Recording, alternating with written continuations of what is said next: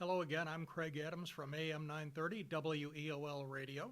This is Leadership Through Partnership presented by the Lorain County Commissioners. And with me today, Lorain County Commissioner Lori Kukowski. Hi, Lori. thanks for having me. Thank you for being here. In recent weeks, we've talked about the grand reopening of the old county courthouse, but there are other things going on here as well. Another one by Lorain County Community College. Talk about the new 911 Dispatch Center. Well, we were outgrowing our old center, and we were able to come across this building. It's on the college campus, Lorain County Community College campus, and it's going to be the new state-of-the-art 911 center. Hopefully, we'll have that a grand opening in September where we will invite the community to come and check us out. So it's their center, and I'd love for them to see it. And can't wait for them to be in there. Once you get it up and running, how will it differ from the one you've been using? Well, originally 911 was just a call center. You would call in and they would say, police, fire, ambulance, boom. They just send it out to those various entities. Now we actually dispatch for 22 fire departments and 5 police stations. So we do a lot more than what we used to do there. So we're kind of expanding, and we'll probably take on more police, maybe more fire in the future. So we need more space. And by us doing that dispatch for those various communities, we are able to let them save that money on dispatch and be able to hire more police and firemen to put them out on the street. So it helps the communities out a lot. One thing people going by might have seen there on Burns Road is the big massive tower, but inside there are obviously a lot of changes to the building that had been vacant, but it allows the county to bring in some new software and high tech. Right. We have all brand new equipment going in. We've already provided software to all the various jurisdictions that were interested in it to connect the 4 corners of the county for data, so they can all share the same data when they're doing their reports or trying to catch the bad guys. Everybody knows what everybody else is doing throughout the county. So that data, we provided that software.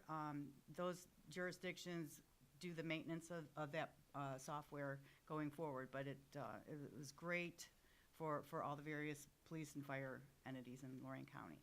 Another piece of tech I just learned about today is a GPS device for police and fire vehicles. All of our police and fire vehicles will have GPS monitoring on them.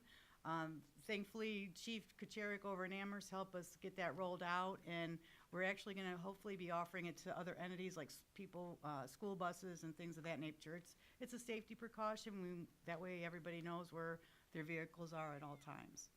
Something I signed up for not long ago is the WENS, which I guess is, maybe you can tell us what it stands for. What I do know is I get notified every time something important happens, whether it's a road closing, a street closing due to a sewer problem, whatever. What is WENS? WENS is an emergency notification system. Way back when I sat on city council in the city of Lorain, Ann Molnar wanted to get a emergency siren. And this is like that on steroids. This can tell you anything that's going on. You could sign up for it either you could get text messages, emails, phone calls, however you want to be notified, how much you want to be notified, from which area of the county that you want to be notified. It could be anything from a severe disaster to a boil alert. We were talking earlier, Amherst does a lot of hydrant flushing, and they let their residents know. So whatever you wanted to be notified for, you sign up for WENS. It's WENS. You can go to the Lorain County Commissioners page and look it up from there, or just you might probably be able to even Google WENS. So sign up. Anybody with a landline was automatically registered, but if you have a cell phone, you have to sign up for that. The 911 center, no doubt, is a very busy place for those who work there, Yes. those who take in all of the different calls. Your dispatchers have to be well trained and maybe trained a little differently now on some new equipment. They are. It's really tough to be a dispatcher.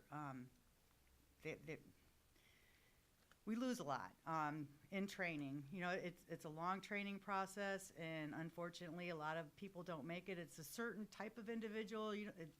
Sometimes we have people that are EMS people, and they don't make it, but somebody that just worked at McDonald's did. It's a certain kind of person to be a dispatcher, and, you know, we hate to have people leave a job to be a dispatcher and then they don't make it, so that's kind of a tough thing, but, you know, it's a great job if it's, you know, that you have this right personality for it, so, it's a good job. Kind of facility that needs to be staffed 24/7. 24/7. Is there always one dispatcher there, or are there several? There's several, depending on the shift. I don't see exactly how many people at one time, but there's always somebody to answer the phone 24 hours a day, 7 days a week. And we have a very good quality control that we make sure things are going smoothly there. So we have a great staff, and like you said, very highly trained, and it takes a long time to be able to go off on your own because the training is very difficult. And like I said, it takes a certain kind of personality that makes them good at it. And like I said, we got a great staff, and I'm very proud of them. As we mentioned, you had a big celebration when the county courthouse opened a few weeks ago.